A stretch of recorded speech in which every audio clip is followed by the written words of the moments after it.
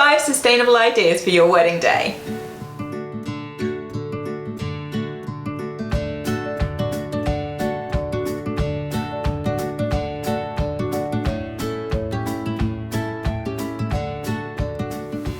Hi, welcome back to Bride Society. I'm Laura, this is Rebecca, and yes, today we are talking sustainability and weddings, because you might be planning your wedding and thinking, wow, weddings really can create a lot of waste, there might be a lot of single-use products, so how can you minimise your environmental impact while having the wedding you want, but also maybe as a byproduct of some of these save some money, which is always a bonus. So we've got some ideas of small and big things you can do to make your wedding more sustainable. Yeah.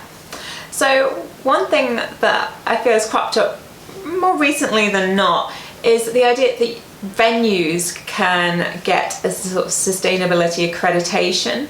So there are various bodies, at least in the UK, that they can sign up to have this accreditation. So you could look out for a venue that has this, which will obviously take a lot of the legwork of the rest of it kind of out for you. So, and to get that, they obviously have to jump through certain hoops and continue to do so to maintain that accreditation, so that you know they're kind of doing the most that they could be doing.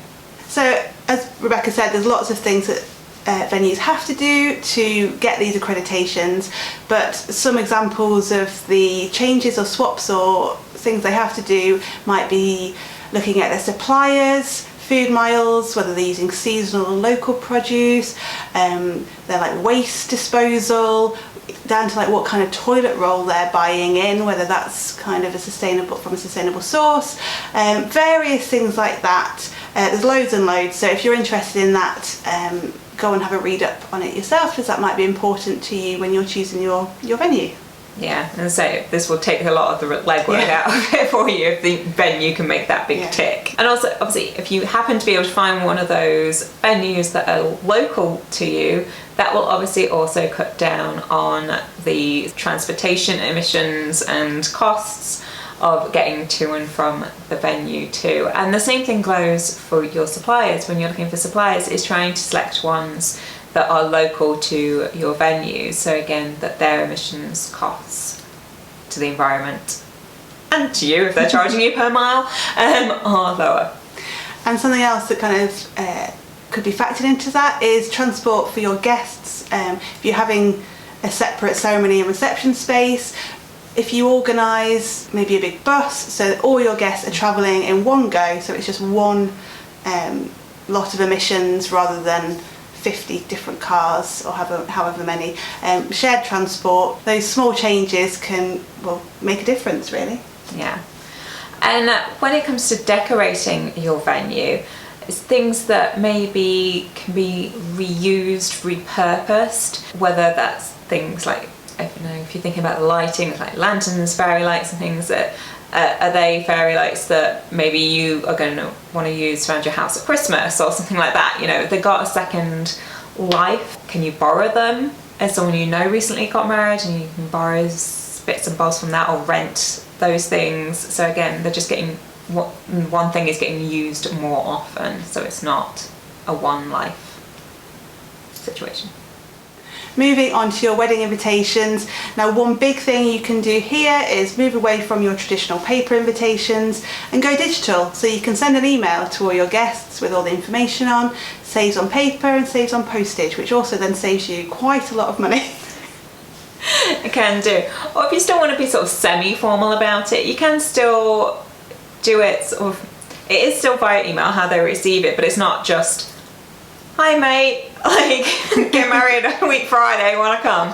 You know, so there are websites that you can sort of generate the invitations for you. You create your list in there. There's a whole like design thing going on, and they can distribute that for you. So again, there will be a cost for that service. It won't be as cost effective as what Laura was talking about. But yeah, there's a mid-ground if you sort of feel like, oh, but I still like the kind of formality of invitations. I feel like there's a halfway house there, or you can do it yourself and design them on Canva. There's some beautiful like templates on there that you can go down that route too.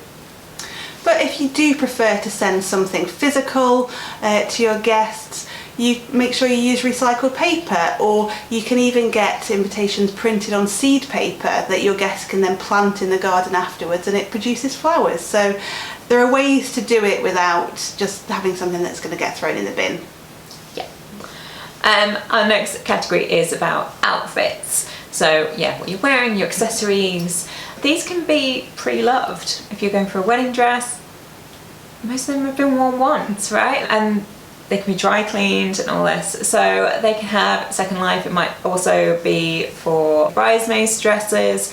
There's so many places to get this stuff from now. You go secondhand vintage. Do you want to like change up your mother's wedding dress maybe? Or maybe your bridesmaids or your groomsmen already have outfits that maybe they could wear, that, or maybe you're just adding something to it, but it's not the entire outfit that's being changed. And you know, yeah, the guys might have suits, or especially if you've only got like one groomsman or one bridesmaid, where you're not having to potentially deal with matchingness and things, then that might be actually quite easy to do.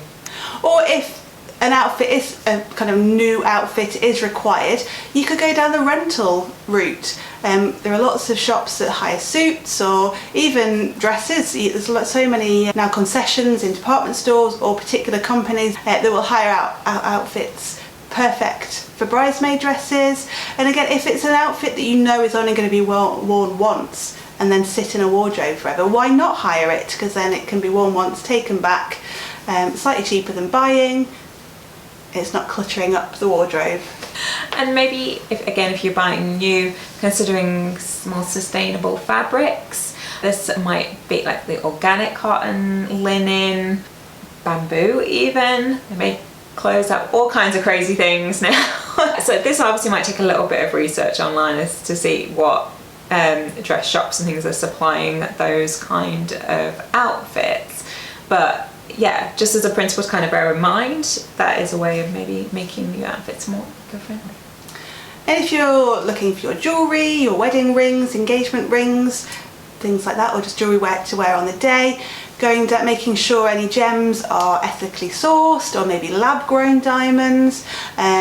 Just knowing the origins of the gems that you use, you can ensure that you're not contributing to anything unethical. Or you can even use recycled materials, recycled metals. So again, giving things a second life that might otherwise go to waste. And you could also go down the route of heirloom jewellery. So maybe something's been passed down, maybe you already have a piece just that is significant to you, that means a lot, that you want to wear on your special day and add even more meaning to it. So yeah, you didn't necessarily have to get new jewellery accessories, or some is, some isn't. Like vintage is in, you know, like, so I think you'll be fine regardless. So it doesn't even have to be old. It's just, if it's just something that's been given to you on a special occasion, maybe it just holds importance for you and would work well with your outfit.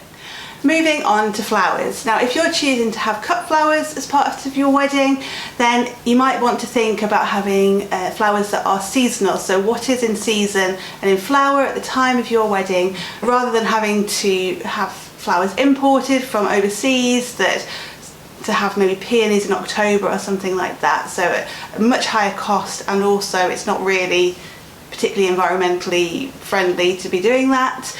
So yeah, what's in season, things that maybe are locally grown. There are particular florists that will use local flower growers in order to create their arrangements. So it's maybe working with them, what can be done maybe if you give them a loose brief of the colours that you like, and create something beautiful in season for your wedding. Or if you're not going down the fresh cut flowers route, another way to go could be faux flowers, fake flowers, but we're fancy because it's wedding. Yeah, we'll zhuzh it up a bit. Faux flowers. Yeah, you can obviously get them yourself and do them yourself if you want to, because it gives you the lead time to mess around with arrangements and things, which again therefore can make it slightly more cost effective than hiring a supplier. But you can hire suppliers that use faux flowers as their arrangements, and obviously they will then go on and have second lives that way. Or so if you're doing it yourself, then you can use those then as decoration in your home afterwards and all this kind of thing. So yeah, so they obviously live on beyond the day. And repurposing arrangements. So this may work if, well, it works for both if you're having your ceremony elsewhere or having the ceremony and reception in one place, but there might be a few more logistics to work out if they are two different venues. But whatever flowers you have for your ceremony can then become the arrangements as part of the reception venue. So you don't need quite as many flowers for the whole day. You're doubling up on that decor, so it's kind of halving the price of your flower bill potentially. But also making use of them, because especially if they're fresh flowers, but this works with the faux flowers as well. And then when it comes to your confetti, if indeed you're having confetti and your venue allows confetti, there's sustainable options there as well. So obviously things like making sure that it's biodegradable. You can use dried flower petals or birdseed even. I've sort of imagined like trying to pick that out of hair afterwards, but it's an option. So things like the dried petals, a way that you can make that even more kind of eco and sustainable is that if you've been given any flowers and things in the run up to your wedding, like hopefully if you're watching this far enough in advance, that you can then, when those have started to wilt, that you can then dry out those petals and store them for the wedding. So again, having kind of a second outing. Moving on to favours. A lot of the time favours can get left behind, or they're things that maybe people might not want all the time, although if you follow our tips on some of our other favour videos, everyone will love your wedding favours. But you could go down the non-physical route and give charity donations. So a small donation in your guest's name to either your favourite charity, if charity you support, or maybe even like a very sustainable charity to kind of really double up on the sustainability. So an option, instead of giving physical things, then you can write to each guest a little note to say this is what you've done in their name. Mm-hmm. If you want to go down the physical route, you could do something that's like sort of plantable. You could give seeds, like love bloom or whatever you call in the envelope, and basically make the bees happy. You could give small potted plants, like small herbs, I think create your scent for the wedding at the same time. So, and then can also be used up for them in their cooking and what have you. So yeah, there's ways to do that. And when you are going down the physical favour route, one really easy thing to do that saves you both money and is a bit more sustainable is to double up. So your favour can also be your name card. So you're making the most out of one thing, but it's serving multiple purposes. I think lots of the DIY ideas we've given, a lot of the videos we've talked about in the past about favours, we often suggest that could also become the name card or something else on the table, so you don't have to then get an extra thing on top of that. Yeah. So those are our sort of areas, on tips for 5 areas to help improve the sustainability or impact of your wedding. We hope you found some of those helpful and kind of gone, oh yeah, I could do that, I could build that in. And whether you're going all out and trying to reduce it as much as possible, or you kind of just trying to pick things where you go, oh yeah, no, I could easily incorporate that, so I will. We hope there's something in there that's kind of fit what you were looking for. If you've got any other kind of easy ideas, do drop them in the comments below to help inspire other couples. Yeah, we hope you liked the video. If you did, give it a thumbs up, and of course don't forget to hit that subscribe button, because we're here every Friday with even more videos like this.